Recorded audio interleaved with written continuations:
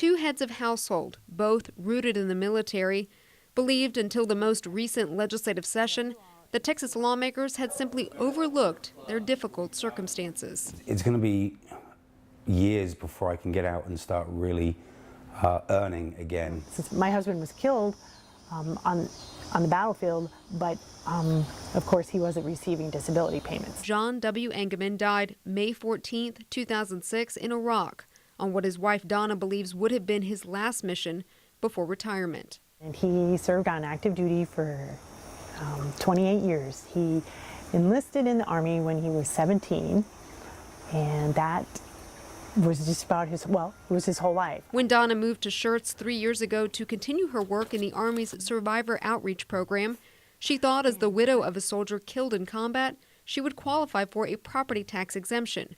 Current law gives such a break to veterans who are 100% disabled. I was fortunate enough to be in the right place at the right time to be able to say to the right people, like, would you be willing to take a look at this category of survivors? Engelman worked with lawmakers to draft legislation that led to Proposition 1. It would change the Texas Constitution to allow military widows like her who have not remarried to apply for a full property tax exemption.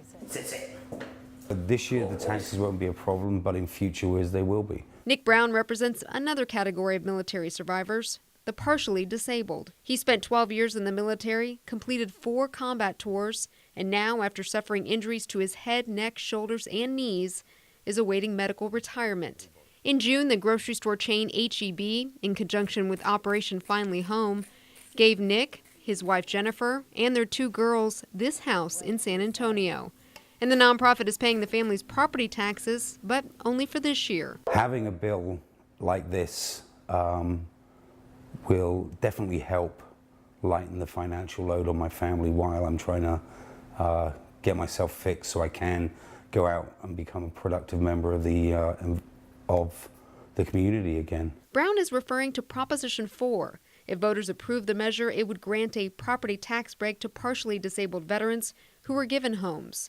The amount of the tax break would match the veteran's disability percentage rating. In Brown's case, since the VA has deemed him 80% disabled, he would get an 80% tax cut. It would be nice for the Texas public to give a vote of thank you to the veterans in Texas for what they've done.